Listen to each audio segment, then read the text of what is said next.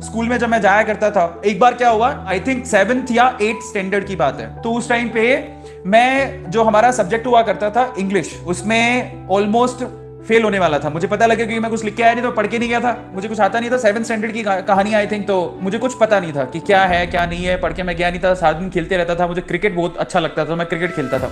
तो मैं ऐसी कहानी शेयर कर रहा हूं आप लोगों से जिसमें मेरे गुरु जुड़े हुए हैं, और उन्होंने जो मुझे सिखाया मैं आज आप लोगों के साथ शेयर करता हूं, ध्यान से सुनिएगा। 7th स्टैंडर्ड में ऑलमोस्ट मैं फेल होते होते बचा। मुझे पता था मैं कुछ पढ़ के नहीं गया हूं, कॉपी में खाली छोड़ के आया था, और मुझे ये भी पता था कि अगर मैं फेल हो गया तो मेरे बापू से मेरे को पड़ेंगे जूते मेरे पापा से पड़ेंगे जूते।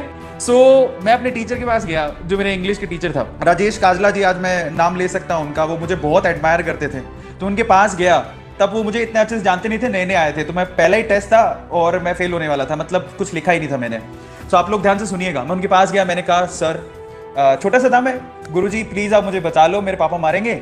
और तब गुरुजी बोला करते थे, आदर्श विद्या मंदिर में पढ़ा हुआ हूँ मैं, तो गुरुजी आप प्लीज मुझे बचा लो, मुझे पापा मारेंगे, तो आप मुझे ना थोड़े बहुत नंबर देके पास कर दो अंग्रेजी में।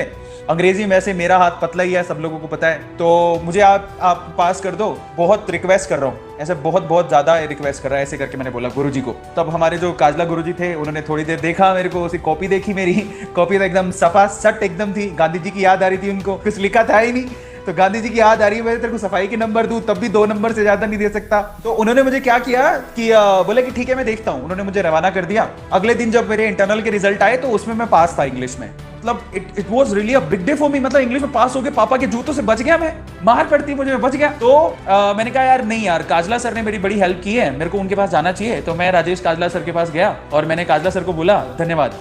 उन्होंने मुझे एक बात बोली उस टाइम पे, सो उन्होंने जो कहा वो आप लोग ध्यान से सुनिएगा। वो मुझे क्या कहते हैं, मैंने जब धन्यवाद बोला तो पूछते कि किस बात का धन्यवाद। उन्होंने पूछा मुझसे कि किस बात का धन्यवाद, तो मैंने उनको बोला कि आपने मुझे अंग्रेजी में पास कर दिया, इस बात का धन्यवाद।